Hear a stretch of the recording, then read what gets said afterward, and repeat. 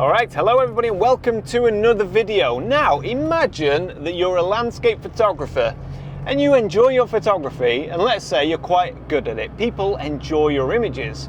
And also, let's say that the economy is about to tank. Inflation is at ridiculously high levels, food prices have doubled, utility bills have quadrupled. So you might think that's a smart idea to have a second income, or as the cool kids say, a side hustle. But really, I like to think of it as just making a bit of income from doing the thing that you love that you're already doing all of the time anyway. So I'm going to talk in this video about what I would do if I had to start from scratch today to try and make some money from my landscape photography. Today's video is sponsored by Squarespace. Now the reason I'm making this video is because today I'm transferring all of my books into my own garage at home, mainly to save on overheads, and what it got me thinking was how much of a business this is. It's evolved so much from just me going out in the field and taking photographs and enjoying photography, and it's become so much more. And I think that's the way the future is. I think that's the way it's going to go for a lot of people, especially with, as I mentioned before, the economy and what's happening.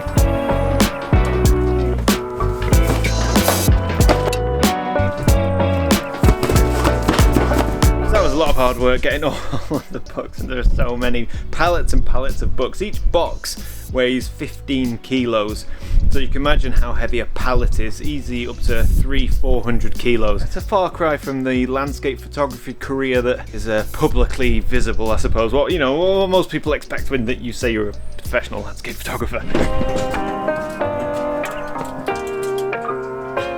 So the first thing I would do today, if I was starting from scratch, and it seems like a really obvious answer, but I would start a YouTube channel. Get in! And when I say start a YouTube channel, I don't mean like start one as a hobby and post the odd video every now and again when you feel like it. I mean commit to it and take it seriously by posting at least once a week. Oh God. Now the reason I say that is because your work needs an audience, because the way that photography is going on a basic level, it's essentially steamrolling towards AI.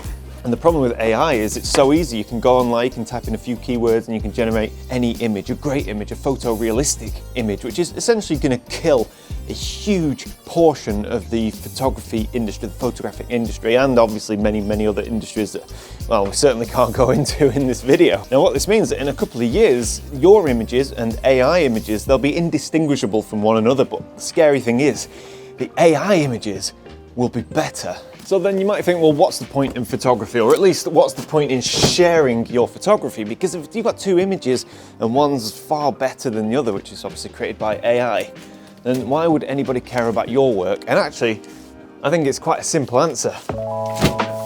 It's because of you, the photographer, because what you can do that an AI machine can't do is tell a good story.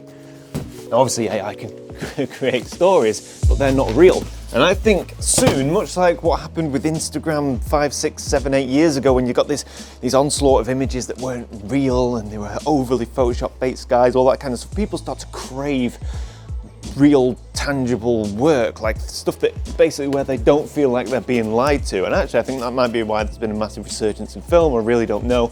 But that's certainly a big part of what I enjoy about film photography is the honesty behind it. So I think people are going to start seeking out images that have a real story behind them. So when you hang a photograph on your wall, you're not just looking at a pretty image, but you can feel the cold, you can feel the wind chill, you know the story behind that image, what it took to create that image. You don't get any of that from AI, and YouTube is the perfect platform to engage an audience and tell that story. So that is the old coal shed full of packaging. This is one example of a space that I knew I could clear out and take advantage of and save. Well, I'm saving so much money every month by not renting a storage unit. So all of the problems that come with moving my books from storage into my own home, this garage is going to be the biggest challenge, because this is I love my garage. It's my pride, it's my joy. I do a lot of rock climbing, and I've got training problems set up. On this section of the garage wall, I have my beast maker up there. Anyone who knows about climbing will know what a beast maker is. I keep my toys in here, my kayak, I have my bikes. I've got everything. I've even got a nice collection of beer down there and a dartboard as well and various tools and whatnot. So I love it, it's my space. It really is, it's fantastic. And I was reluctant to give it over full time to storage of books. So what I want to do is keep maybe 1 or 2 pallets in here and get rid of 1 pallet and distribute it around my house. But I also have another pallet which is currently just at the bottom of my driveway there. So, ooh, big challenge, big challenge. Oh, so what was I saying? I was talking about images that you need a story with your image. I don't think an image, a good image by itself, I think if you do that, it will be disregarded. Basically, I think the internet is going to be flooded and dominated by beautiful imagery, which is all AI. So what I think you're going to need to do in the future, obviously, is not only just present an image, but have a story to go with that image, whether it's a body of work or whatever. There's tons of different ways to do it. And when I say story, I don't mean like traveling solo across the Arctic tundra for 36 days to photograph this isolated mountain that has a frozen woolly mammoth inside it. Not that kind of story, just giving the image a human connection. That's it. As simple as that, I think. Now, if you're going to start a YouTube channel, I think personally you need to know that it's a lifestyle and you have to commit, and you will absolutely have to change the way that you shoot photography in the field, but that's not necessarily a bad thing. Now, you might be thinking that you're not good enough, not important enough, that nobody cares what you have to say. You might have all these doubts about starting a YouTube channel. My advice with regards to that, because I went through all of that, is just do it. Like, literally, don't even think about it.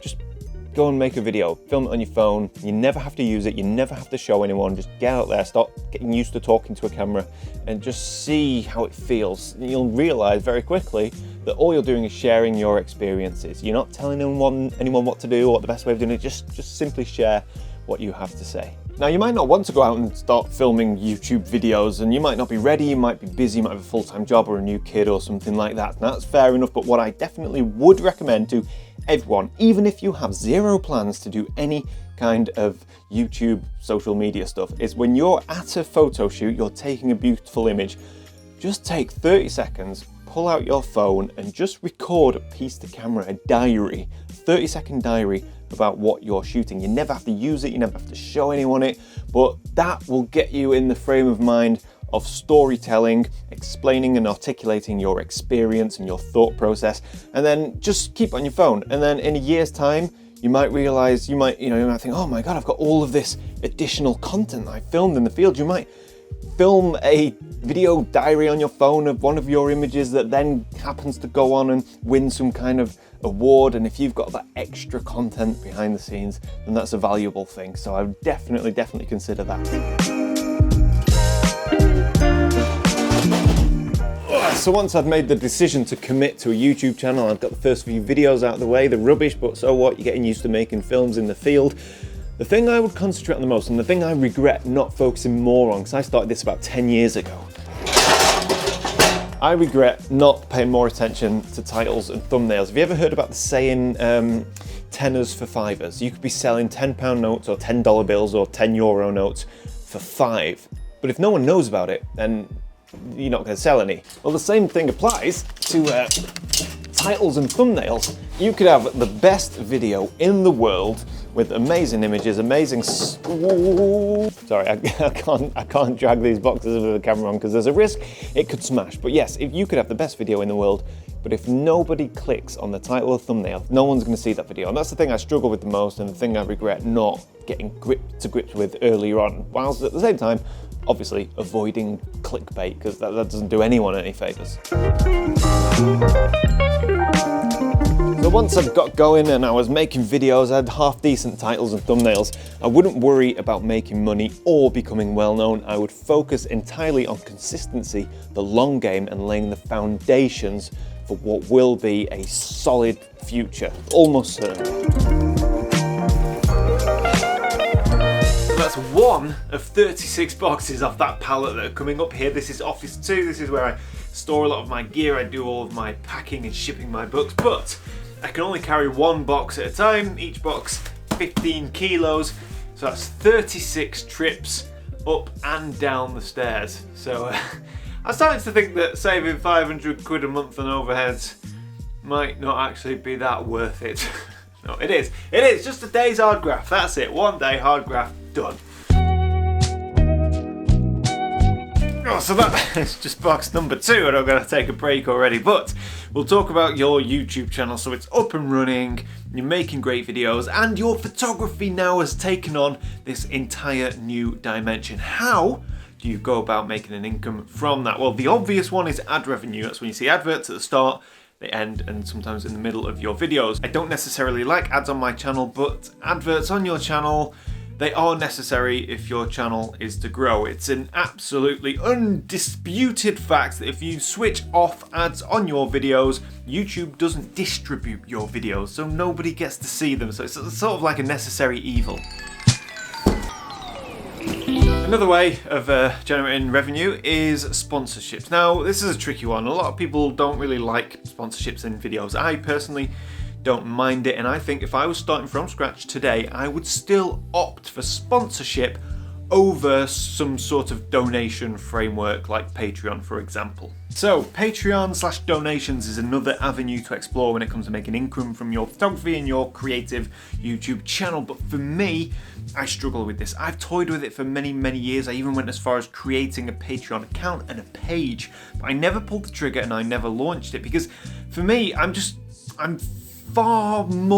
find it far less stressful taking money, as cold as that sounds. I find it less stressful taking money from corporate sponsors than I do from actual people who follow my work. And it all comes down to my own freedom and flexibility. For example, if I want to have next month off because I'm ill or I just can't create anything, whatever, I have no problem telling the sponsors, hey, sorry guys, there's going to be no sponsored content this month. I don't get paid, and that's a good deal. I don't get paid, they don't get sponsored content. That's fine, I'm fine with that.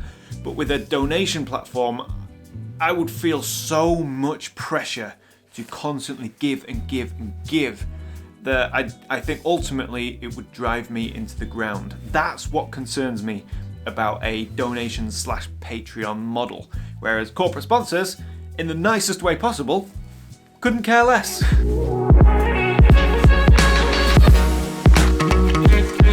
So point number 2 in this video was that you are your best asset. So if I was starting a YouTube channel today from scratch to make an income, I would focus not on monetizing the channel itself, so I wouldn't worry about ad revenue, I wouldn't worry about sponsorships. Instead, I would focus on the assets that I already have, which is me and my body of work. I would look at a YouTube channel as a way to promote that, to promote me, to promote myself as a photographer, a marketing arm of my photography business, shall we call it. So the best way to do that is to create authentic content where you can build a relationship and have a human connection with your audience. Because I know photographers that I love and admire and follow, I always want to buy their work because it inspires me and I can learn from it. So if you can impact other photographers out there with your work or your manner or the way that you present yourself or the way that you teach, then the sky is the limit. I self-publish my own books, right? And they are by far the best source of income that I have. They outdo sponsorship, they outdo ad revenue. And it's because, well, mainly it's because I'm fully in control. Another thing, I would recommend self-publishing because I don't like relying on third parties like sponsorships and ad revenue. I have no control really over that sort of stuff, but I have full control about the products that I can manufacture, print, and distribute. So I do it all myself. It's hard work, but I really enjoy it. And that's what I would focus on. YouTube as a way to market myself and my work rather than YouTube as its own business, which inevitably it will become because that's just the nature of the beast. But focus on this rather than that. Another thing as well that I'd like to mention, I don't think you need to have 1 million online followers. I think you can do very well with a small following or a relatively small following. In fact, there's this famous theory called 1,000 true fans. And basically the theory is you only need 1,000 true fans to make a living from your creative pursuit. But what happens if you don't have any true fans? Well, that's what we're talking about today, and that's exactly why I think that people should start a YouTube channel, because you need to convert fans into true fans by being authentic, creating proper human relationships, telling great stories, educating people, inspiring people, and you will make those connections and you will convert people who are fans of your work, they like your work, but to make them true fans, you need that connection and that relationship, and that's everything I spoke about in today's video, and that's the one thing, and I know I'm so sorry I keep mentioning it, but that's the one thing that AI cannot do and will never do, and it's the way to be, it's the future for creative artists whose very livelihoods are being threatened.